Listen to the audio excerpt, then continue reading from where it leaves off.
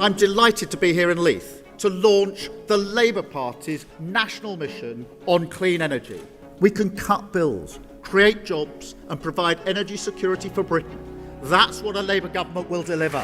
Today, we're diving into what might just be one of the most ambitious and controversial energy plans to hit the UK. You may have heard of Labour's big clean energy superpower mission to transform the country into a global leader in renewable energy. But the big question is this plan just too much, too fast? Labour's new Energy Secretary, Ed Miliband, is determined to fast-track Britain away from fossil fuels and into a greener future. His goal? An electricity system powered 100% by renewables, nuclear and other clean tech by 2030. Quite the vision, right? He's hoping to set an example for the world, but there's a flip side here. Some worry this all-or-nothing approach could actually backfire. Just last week, Miliband was on top of the world, boasting that the National Energy System Operator's latest report confirmed clean power by 2030 was totally achievable. He even took a bit of a victory lap, claiming, "Our critics were wrong, we were right." But hold up, this is still 2024, so isn't this a bit premature?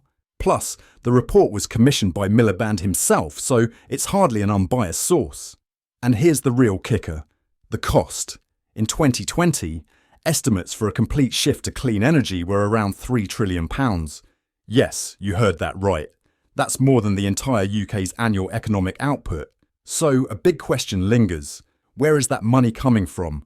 And with inflation and rising costs, it's no small concern. But it's not just the money. Some are questioning if Miliband is even being realistic here. Remember that infamous video of him jamming on a ukulele? The answer is blowing in the wind. Serenading wind turbines with Bob Dylan's Blowing in the Wind? Yep, he posted that himself, and critics are calling it symbolic of just how out of touch he might be. Now, the UK isn't immune to energy challenges like the phenomenon known as Dunkelflaute or the dark wind lull, where low wind speeds lead to minimal wind energy generation. During peak times last week, wind farms were only covering a measly 4% of the UK's power needs. In response, gas-fired plants had to step in to meet demand. So what would it actually take to reach 100% renewables in just 6 years? According to experts, we'd need to double onshore wind capacity, triple offshore wind and quadruple solar power. On top of that, over 600 miles of new power lines and plans to build 1.5 million new homes all rely on an already stretched workforce. Meanwhile, Labour's also turning down licences for new oil and gas fields, which some say will only increase our reliance on foreign energy, ironically from countries with higher emissions than the UK.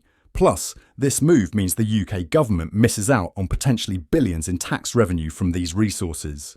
Miliband's plan, no doubt, has noble intentions, but if things don't pan out, the legacy could be far from picturesque. Imagine miles of power lines, turbines and solar farms covering farmland, plus the real possibility of skyrocketing energy bills and power shortages. The UK's energy future could come down to one critical question: is Labour's clean energy dream even achievable, or are they setting themselves up for a short circuit? And will Labour's leader, Keir Starmer, step in if things start going dark? Only time will tell, but one thing's for sure: this ambitious energy transition will either cement a legacy or spark a major political fallout.